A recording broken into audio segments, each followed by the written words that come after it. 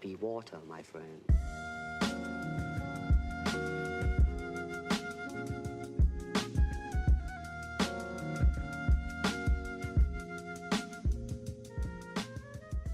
It's been a while since I've done one of these analysis episodes. In fact, I've only ever done one, back in this channel's infancy, and that was The Dark Knight. The purpose of these episodes is to take a deep dive at the filmmaking techniques, the writing, the acting, pretty much everything that goes into making a film, and try and assess how those things hold up by today's standards. So let's get started. The Matrix is a 1999 sci-fi action movie starring Keanu Reeves as a guy who believes there's more to life than just data entry and porn site hacking. After an encounter with a gothic philosopher, he embarks on a journey whereby he does some drugs and is then exposed to a whole new reality filled with superpowers, explosions, and most importantly, sunglasses. The overall sort of green colour palette that they use for the visuals inside the Matrix gives a really good visual separation between the Matrix and the real world, while at the same time being something a bit different and unique for its day. Even by today's standards, it's pretty rare you'll see a film use a green colour palette like the Matrix does. In contrast to that, when we're actually in the real world and not inside the Matrix anymore, all of the colours are very stark, it's very white, and all of the saturation is completely washed out of the picture to give that kind of stark contrast between the fictionalized world inside the Matrix and the uncompromising reality that Neo's chosen. I think another interesting thing about having all of the scenes inside the Matrix have like a green colour palette to it is that it kind of gives it the idea that all of the stuff that happens inside the Matrix is being filtered through an alternate source and is therefore not trustworthy. I think these kind of creative visualizations of some of the themes that are played within the film is actually a good way to start and gives us all a good visual reference as to what to expect from various scenes in the film. The costume design is one of the more confusing aspects about the entire film. On the one hand, we have the agents who all dress the same, act the same, and look the same. They are supposed to be the representation of homogeneity, well, however the fuck you pronounce that word. They represent that. The idea that everything is the same, there's no individuality, and there's no personal choice. And so their business suits and sunglasses look perfectly reflects that. What's more confusing is that the heroes all dress in a homogenized fashion as well. Yeah, it's different to the way the agents dress, but they still all dress the same. Black leather, black hair, black sunglasses, pale skin. I know that obviously the pale skin thing is something that they can't really help when they're outside the Matrix, but inside it we're told that the image that's represented is a residual self-image. It is the idealized version of yourself. All the plugs are gone, you look good, your hair's good, but you still have washed out skin. You still wear drab leather clothes. Where's the sense of individuality inside the Matrix that, people can express themselves, but they don't? In fact, the entire group all looks the same, and that's a poor decision from the costume department. They could have given them a real visual separation from the agents, but instead they just look like another homogenized group. They're supposedly cast as rebels and outsiders, but their costume design screams anything but different, interesting, or individual. And the decision to have all of the heroes wear sunglasses all the time is another confusing one. The eyes are supposedly windows to the soul. It makes sense that all of the agents wear sunglasses. They don't have souls, so we would look into nothingness. It's an abyss behind the sunglasses of an agent. But having the heroes wear it gives a visual separation between us and them and dehumanizes them. And that's not really a good thing when we're supposed to identify and connect with these characters.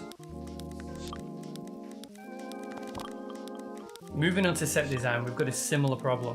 Inside the Matrix, the sets rarely have any character or individuality. There's nothing remarkable about them. But of course that makes sense inside the Matrix, because this is a world that's created by machines that don't have human compassion, warmth, or creativity. So what they would give is an imitation of life rather than life itself. So that makes sense that everything's dressed that way inside the Matrix. But when we get outside the Matrix, in the real world, when they're aboard the Nebuchadnezzar, It's exactly the same. There's no creativity, there's no warmth, there's no color, there's no humanity in any of the scenes outside the Matrix, which again is really confused message to send. What I would expect of a bunch of characters that are fighting for freedom is that they would express that freedom and creativity the minute they get out. So what I would have done is I would have kept the industrial look of the Nebuchadnezzar, but instead I would have had the walls and the rooms decorated with color and creativity, maybe some art or maybe pieces of philosophy or anything really to give it more of a human feeling. To say that they, I know it's a bleak world run by machines, but that doesn't stop them from being creative within their own environment, and that's something that was sorely lacking, and I think they should have emphasized a bit more. It would have also given a good visual separation again between the Matrix and the real world, because the real world will contain elements of human warmth and color, and the Matrix doesn't. Sadly, those things are lacking, so it was just a visual motif that could have been exploited and used, but sadly wasn't. I've heard the visuals in The Matrix described as groundbreaking, and largely that's because of bullet time, or the invention of it. Now, if that's what you're thinking, well, you'd be wrong. The Wachowskis didn't invent bullet time. In fact, it was invented way before that, but in its current visual iteration, I think we can attribute that to wonderful French filmmaker Michel Gondry, who I recently did a video on, who first used bullet time in a Rolling Stones video and then later in a Smirnoff commercial here in the UK.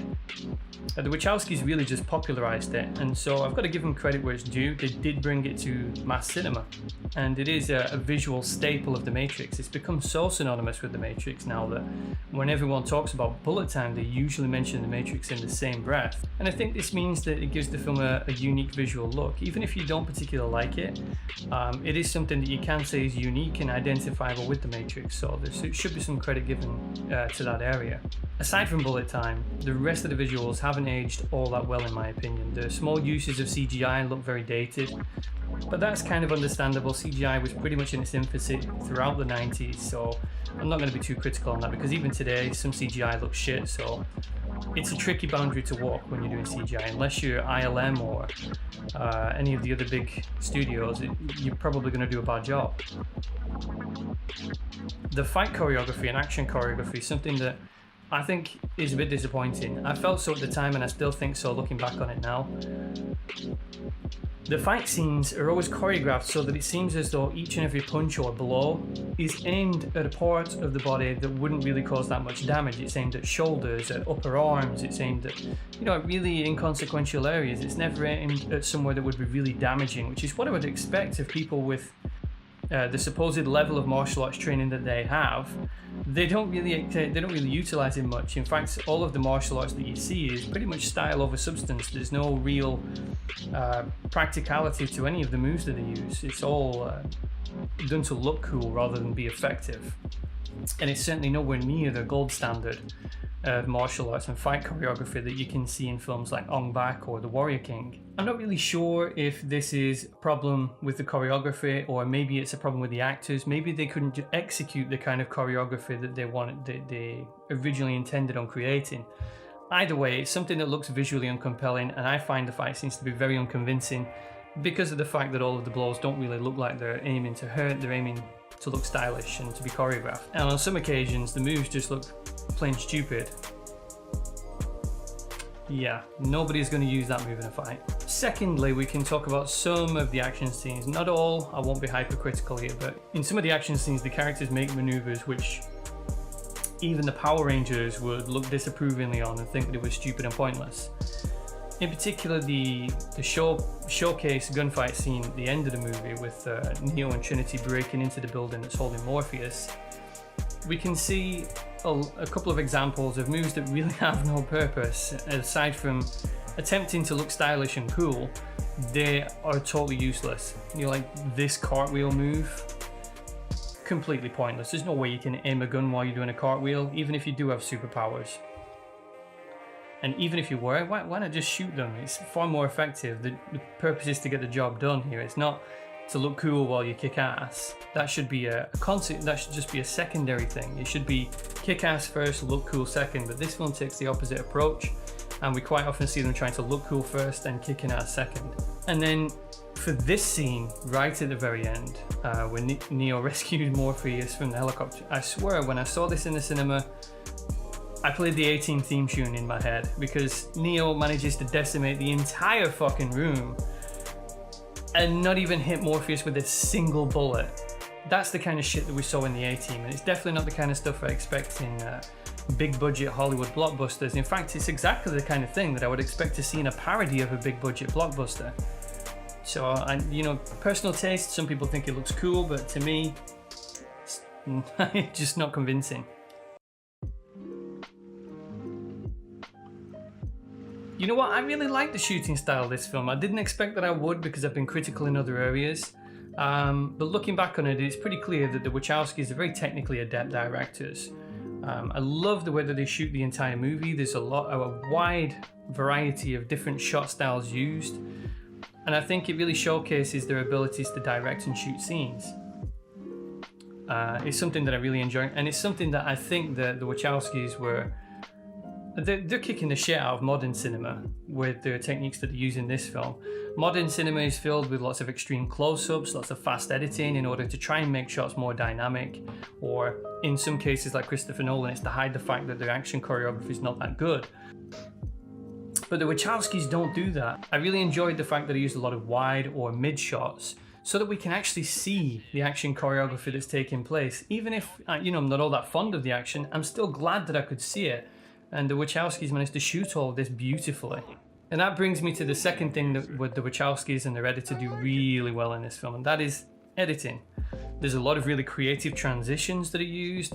There's transitions that are overlapped with audio transitions to give a really nice bleeding effect from one scene to the next. Which in particular at the start of the movie, when we're not really sure what's real and what's not, this helped to create that ambiguity between reality and fiction, which was a really, really great technique to use. And it really showed their ability to edit things in a very creative fashion.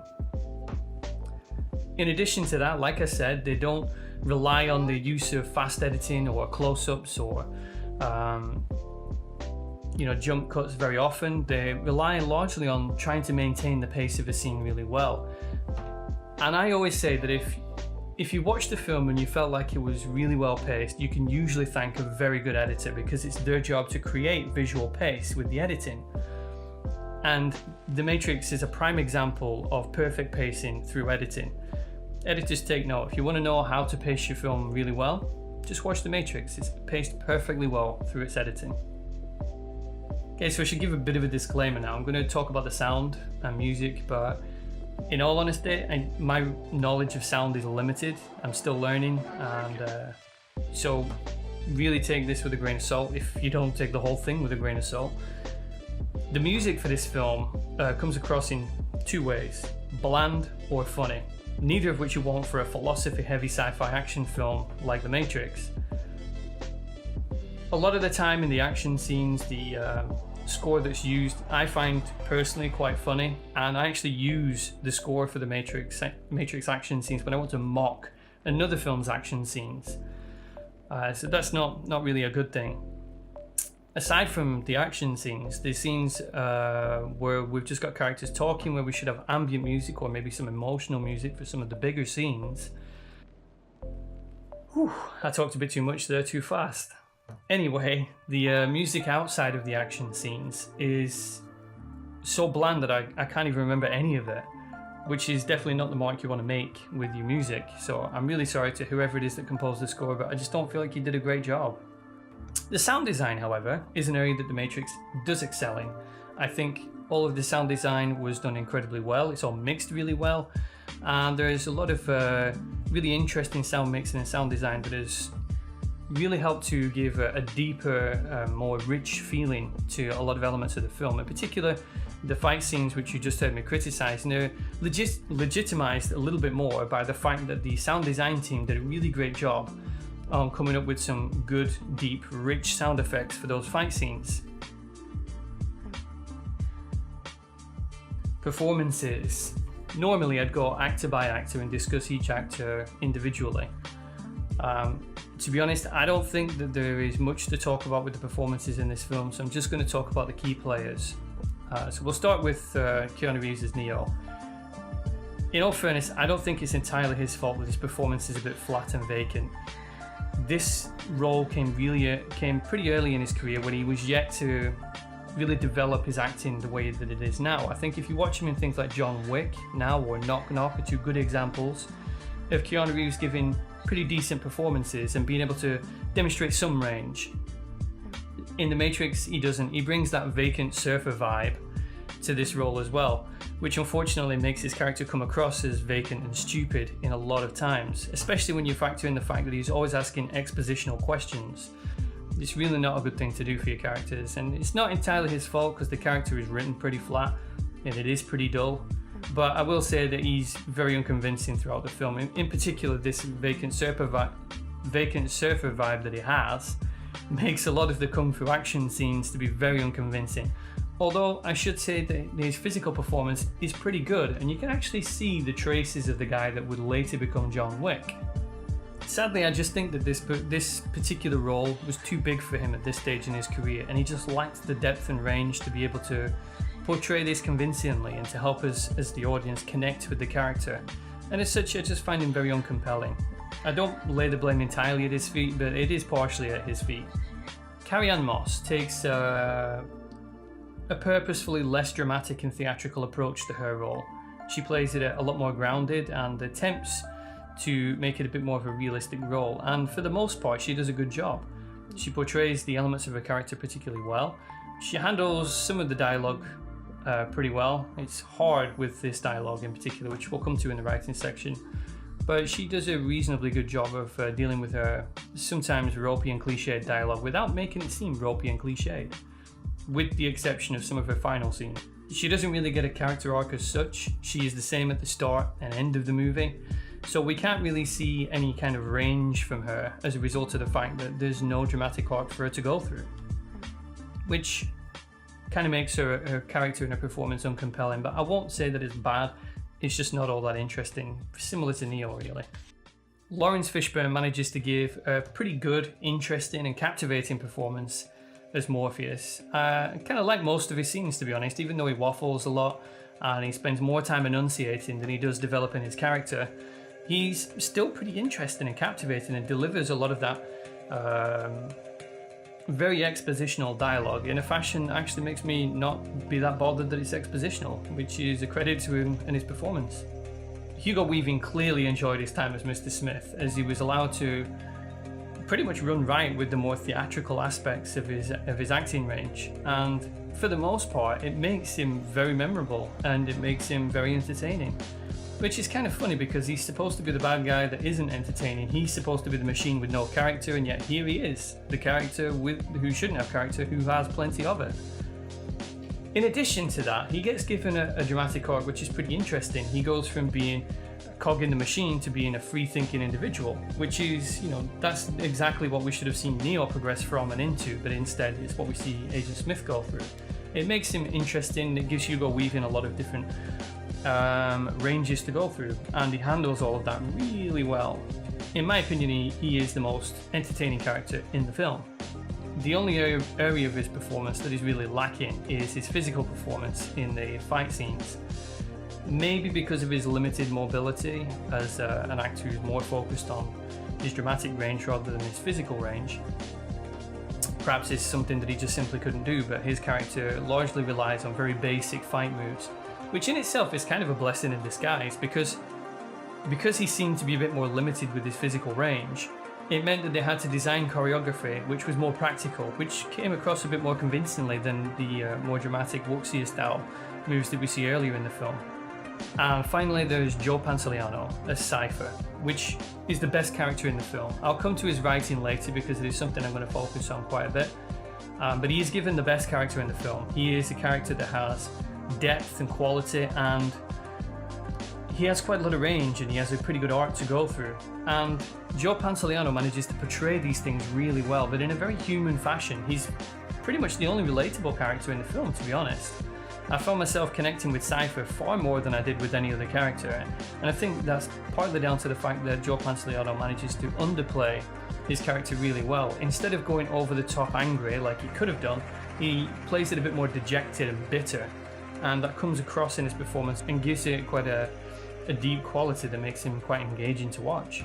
The other characters and actors I haven't mentioned, largely because the script treats them as throwaway expositional characters, and so I don't really feel like it's fair to critique the actors on their performances for characters that they really wouldn't have been able to do any better with. You know, we could give Leonardo DiCaprio any one of those side characters roles and they wouldn't be any better, just because there is nothing there. So there's quite a few themes on play in The Matrix. We've got individuality versus homogeneity. We've got free will versus determinism. There's a couple of biblical themes that are playing through. And we also have the idea of fear of technology and perception of reality. So we'll start with the individuality versus homogeneity, which is a theme that I think the film attempts to play with rather unsuccessfully. We're told at the very start that everybody that's in the Matrix is part of the Matrix, so they all look and act drab and dreary, they lack character and individual flair, and Morpheus breaks them free to be able to have that individuality and flair. Yet the film really doesn't go to any lengths to try and demonstrate that. The minute they break free from the Matrix, they all look and act and sound the same. They all have the same goal, they all think the same. Nobody questions or challenges any of the information they're being given, even though what they've just been given is pretty unbelievable. And it means that none of the characters really think for themselves. So the idea that they are individuals fighting for freedom is one that I think is incongruously presented to us in the film, because the film doesn't really know which one of these things it wants to champion.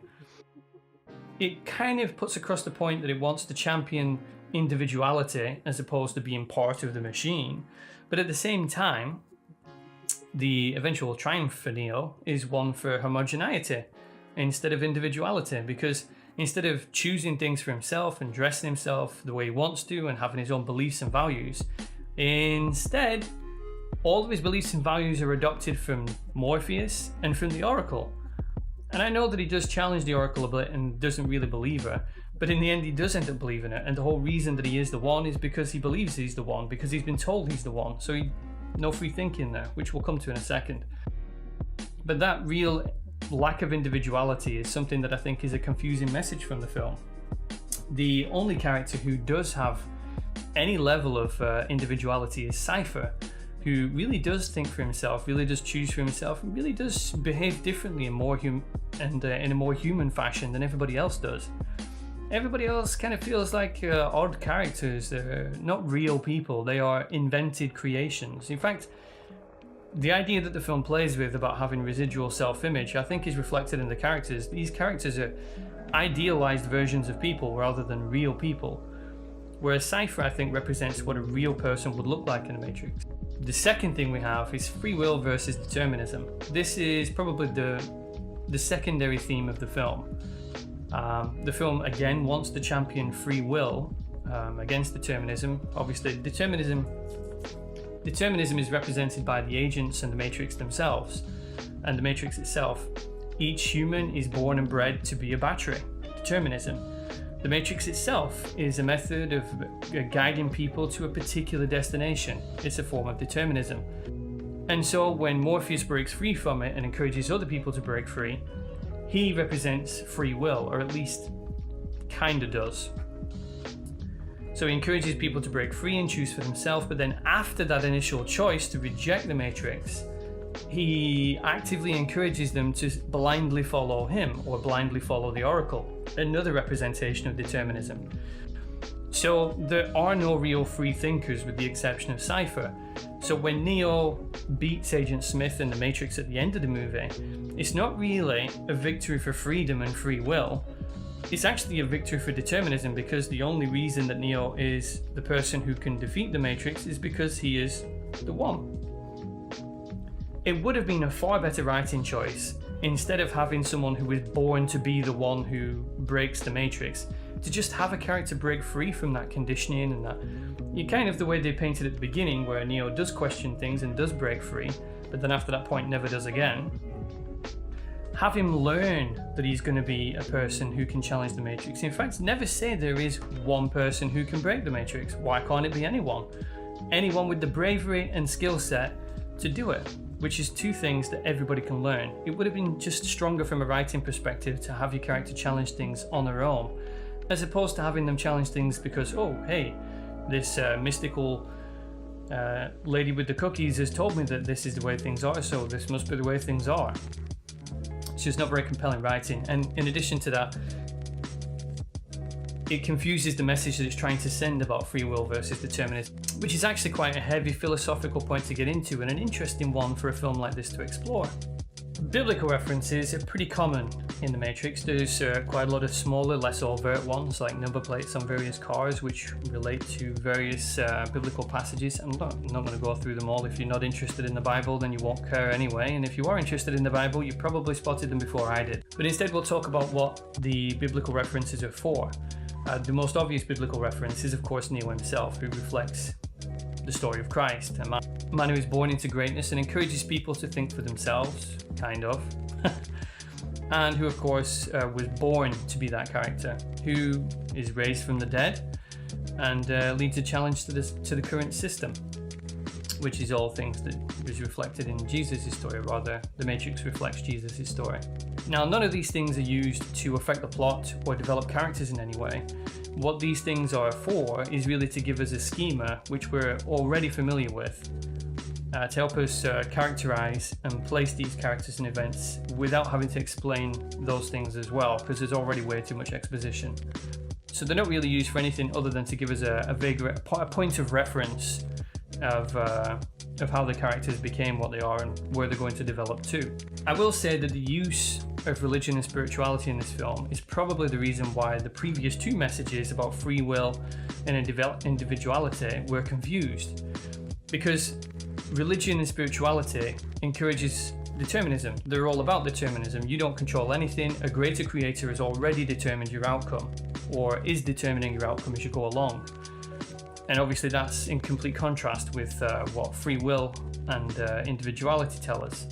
So it's not a surprise really that using the schema of Jesus' story to retell it as Neo's story hamstrings them a little bit into not being able to develop those themes as much as they should do and making them as clear as they should do. It's because the schema of religion is restricting that.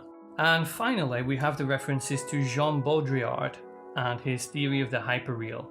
Back in, I think it's the 1980s when he wrote the book, he postulated that consumer culture has become a type of culture in which we no longer value reality. We start to value the imitations or reflections of reality more than reality itself. The things that he was talking about is things like jogging instead of running to keep fit.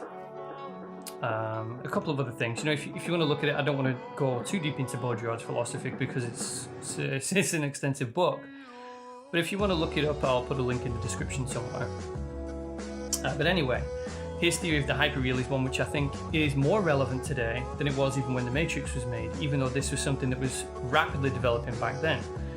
In that respect, I think that The Matrix is actually pretty far ahead of its time, because the issues of perception of reality is something that is actually really relevant today. We in fact live in a world of the hyperreal right now. A lot of people tend to value the social interactions on social media far more than they value the interactions in real society. So we're living in the reality that Baudrillard was talking about. This theme and theory is explored pretty extensively and accurately, and is largely done via the subplot of Sci Fi, who pretty much is a personification of Baudrillard's theory. The scene in which Cypher has a sit down with Agent Smith and asks to return to the Matrix because he would rather have a fake reality that's pleasurable than a real reality that isn't, is Baudrillard's philosophy, and it perfectly reflects the kind of society we live in today. So I think that is probably the reason why his character is so interesting, because he's this theory personified, and it's an interesting theory, and a relevant theory, one that pretty much everyone can identify with. Moving on to plot. The Matrix, for the most part, has a plot which moves along at a pretty good pace. It does have some genuine subversions to it, which were pretty good. The opening scene where we see the police and the agents trying to capture Trinity, it was a good subversion of expectation, since most of the time in movies we expect that the people who are in authority positions are going to be the good guys, unless we're watching like a gangster movie or a movie that's about corruption. And we expect the person dressed in dark that's kicking the shit out of police officers to be the villain. So it's kind of a nice subversion of expectations in a sort of a neo-noir fashion that we got that opening scene. And it's not really expected, and it's done pretty well.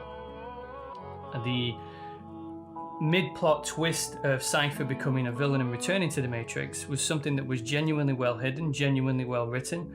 And after that point, when you go back and review all of the scenes with Cypher, it gives them all another dimension to them, which really makes it interesting to rewatch the whole movie from Cypher's perspective and just follow his journey.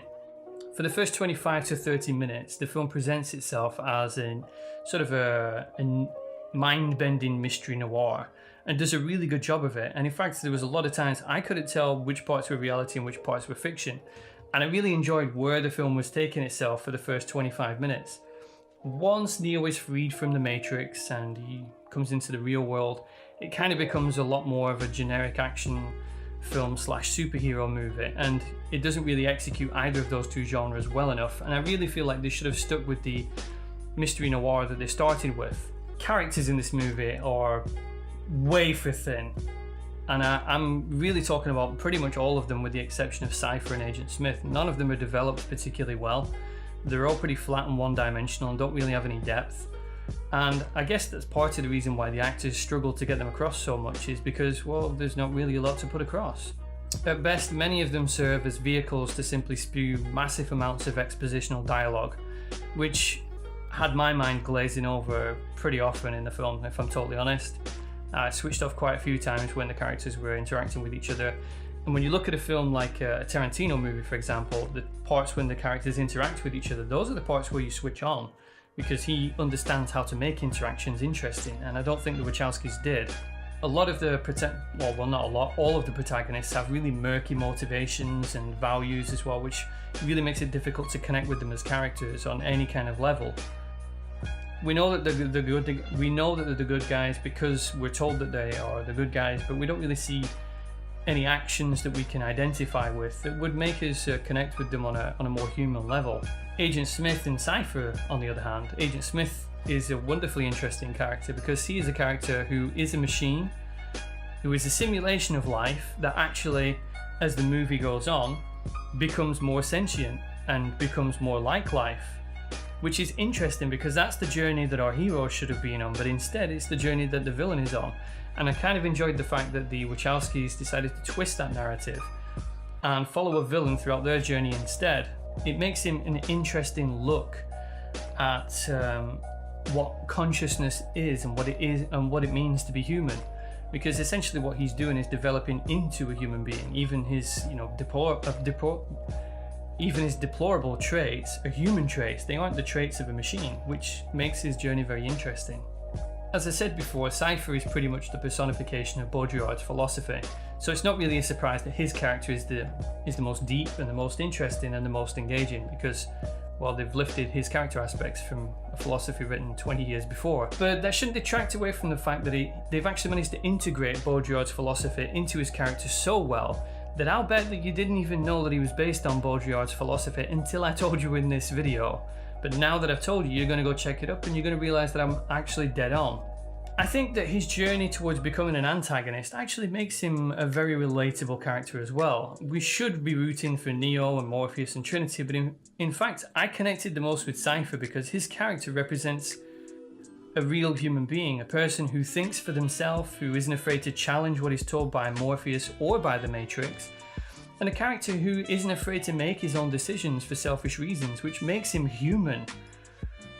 I mean, his choice of going back to the Matrix is one that pretty much everybody would make. If you were presented with the option of going into a utopian world where you get whatever you want, even though it's fake, or living in a real world where everything is miserable and depressing, which would you choose?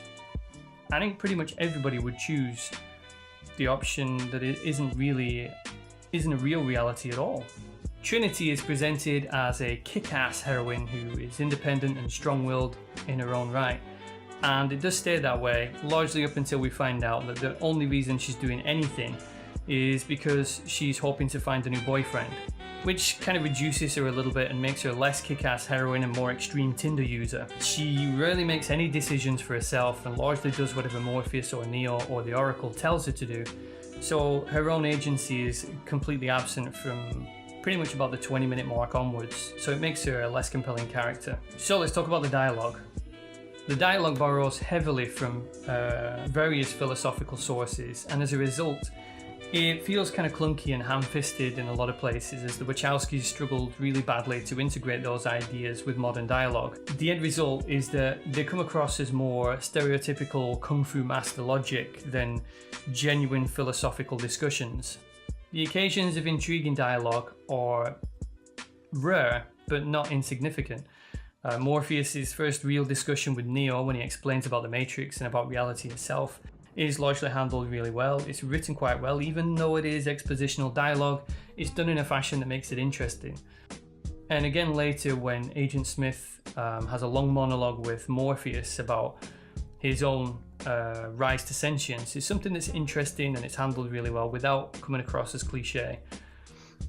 Sadly, the rest of the time, the dialogue is very cliche and very dull, and a lot of the times it just doesn't work and doesn't flow very well, and it's no surprise that the actors' performances come across a bit flat sometimes. It's because the dialogue kind of restricts what they can and can't do with their delivery. So, how does the film hold up against modern standards? This is actually a pretty difficult question to answer because the things which I think are bad about the film probably would have been bad in any era. The writing would still suck in any era. Maybe if you rewound to like the 40s and 50s, these would be really radical ideas which people might find really interesting. You know, in the 70s, people believed that Superman flying around the world backwards turned back time, so maybe some of the ideas and concepts introduced in The Matrix would have been fascinating back then. By modern standards, they don't work because they're executed poorly, not because they're bad ideas. The performances are largely a result of the writing, and I think, again, they probably would have been bad in any year or so. Overall, I think The Matrix is probably still as good today as it was back in the 90s, but that's not because it is a timeless movie. It's actually, at times, a real product of the 90s, in particular with its soundtrack and score. It is very 90s, and a lot of the dialogue and the style over substance approach is something that was common in the 90s, so it is a product of the 90s, but I would also say that it wouldn't have been better in any other era. It's as good today as it was then. If you like The Matrix, then I doubt that anything that I've said is going to change your mind about The Matrix at all. Nor should it really. If you enjoy it, then I don't want to spoil your enjoyment. This is really meant to be just an interesting and deep look at some of the ideas and concepts and executions in The Matrix. So I hope that I haven't ruined anything for you if you do enjoy it. And if I have, well, go tell me to go fuck myself. At the very least, what I hoped to achieve by doing this was to give you something extra to think about while you're watching The Matrix. And I'm pretty sure that now that I've pointed out the Baudrillard references, that you're probably going to go back, rewatch it and go, holy shit, he's totally right about that. To be honest, it's not a difficult thing to spot because Neo literally picks up the book at the very start of the movie when he's hiding CDs in there. So it's an easy reference to spot if you're aware of the philosophy. Anyway, I'm getting way off topic. Is it as good today as it was then? Yes, I would say it's every bit as good today as it was in the 90s, but it is definitely a product of its era. Thanks for watching. I hope this has been interesting, and I will catch you again soon.